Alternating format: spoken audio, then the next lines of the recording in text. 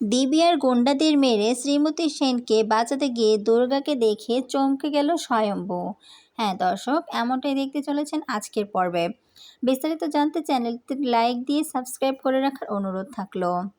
নতুন পর্বে আমরা দেখতে পাবো উৎসব রাজনাথ মুখার্জি গিয়ে জানায় সে একটা ঘড়ি পেয়েছে। রাজনাথ তখন বলে, ঘড়ি পেয়েছো তো কি হয়েছে? এটা এমন এমন ধাঁধা বলতেছো তোমরা যে একটা ঘড়ি পেয়েছো?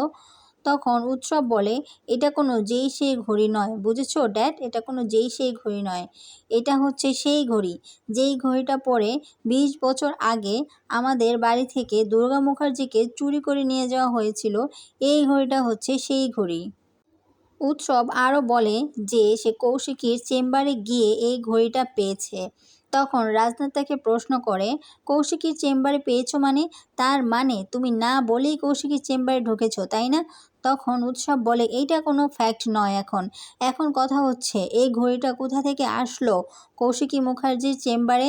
তুমি কি সেটা জানো? তুমি কি জানো দুর্গা কোথায় আছে? তখন রাজনাথ বলে যে না, আমি জানি না, আমি এই বিষয়গুলো জানি না। চন্দ্রনাথ তখন রাজনাথকে বলে, তুই জানিস, তুই একটু বেশি স্মার্টনেস দেখাচ্ছিস, বুঝছিস? তখন রাজনাথ বলে, চাঁদু একদম চুপ থাক, কথা বলবি না। তুই জানিস না আমি তোর দাদা হই? তখন চন্দ্রনাথ বলে, হ্যাঁ আমি জানি তুই আমার দাদা হস, কিন্তু এই বিষয়টা তো অন্য বিষয়। তুই যদি জেনে থাকিস তাহলে বলে দে যে এই ঘড়িটা কার, আর দুর্গা মুখার্জি বেঁচে আছে নাকি মরে গেছে। তোর যদি জানা থাকে তাহলে তুই বলে দে। রাজনাথ তখন কোনো কথা বলে না। এদিকে মেহেন্দি রাজনাথকে বলে যে ড্যাড, আপনি তো জগদ্ধাত্রীকে অনেক স্নেহ করেন, অনেক ভালোবাসেন। তারই মেয়ে দুর্গা মুখার্জি, সেই দুর্গা মুখার্জিকে খুঁজে পাওয়া যাচ্ছে না, সে বেঁচে আছে কিনা জানে না।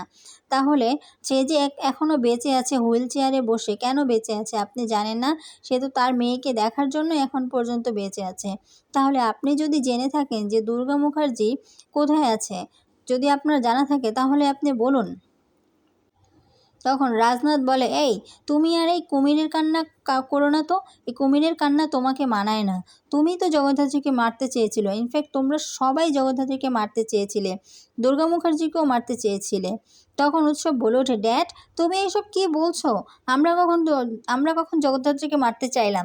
তুমি এইসব কি বলছো? হ্যাঁ, পাগল হয়ে গেছো তুমি? রাজনাথ বলে, হ্যাঁ আমি ঠিকই বলতেছি। আচ্ছা, যেই ঘড়িটা নিয়ে এত কথা হচ্ছে সেই ঘড়িটা কোথায়? আমাকে সেই ঘড়িটা কি দিতে পারবে? আমার হাতে সেই ঘড়িটা দাও, আমি ঘড়িটা দেখতে চাই।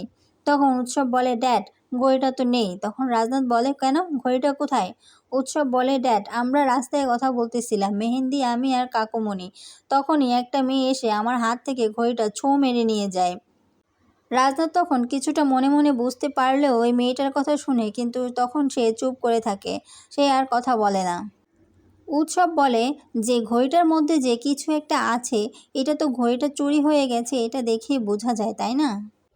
রাজনাথ মুখার্জি এসব শোনার পর চুপ করেই থাকে। তখন উৎসব বলে, ড্যাড তুমি যদি এ বিষয়ে আমাকে কোনো সাহায্য না করো, আমি কিন্তু পুলিশের কাছে যাব, আমি থানায় কমপ্লেন করব। আমি জানতে চাই, কারণ আমি 100% শিওর যে দুর্গা মুখার্জি বেঁচে আছে। আর এই জিনিসটা কৌশিকী মুখার্জিও জানে। না হলে কৌশিকী মুখার্জির এখানে কিভাবে ঘড়িটা গেল, এটাই তো আমি বুঝতে পারতেছি না। তো উৎসব স্বয়ম্ভুর কাছেও যাবে সেটাও সে জানায়। তখনই সে স্বয়ম্ভুর কাছে চলেও যায়। স্বয়ম্ভুকে গিয়ে বলে, স্বয়ম্ভু তোর মেয়ে দুর্গা মুখার্জি বেঁচে আছে। স্বয়ম্ভু বলে, কি বলছিস? আমার মেয়ে বেঁচে আছে মানে? বলে যে হ্যাঁ আমার মেয়ে বেঁচে আছে। তাহলে কোথায়? সে বলে, কোথায় আছে এটা আমি জানি না, তবে আমি ক্লু পেয়েছি। আমি একটা ঘড়ি পেয়েছি, যে ঘড়িটা পরে চুরি করতে এসেছিল তোর মেয়েকে, সেই ঘড়িটা কৌশিকীর চেম্বারে পাওয়া গেছে। তখন স্বয়ম্ভু বলে, দে এই ঘড়িটা আমার হাতে দে। উৎসব বলে, আরে এই ঘড়িটাই তো আমার কাছে নেই, ঘড়িটাই একটা মেয়ে এসে ছোঁ মেরে নিয়ে গেছে। তখন উৎসব বলে, আইন তো প্রমাণ ছাড়া কথা বলে না, এখানে তো প্রমাণ লাগবে, আমার তো ঘড়িটা লাগবে। উৎসব বলে, সেটাই তো আমার হাত থেকে নিয়ে গেছে। তো দর্শক কি মনে হয়, স্বয়ম্ভু কি দুর্গাকে খুঁজে পাবে? আপনাদের মতামত আপনারা কমেন্ট বক্সে জানিয়ে যাবেন।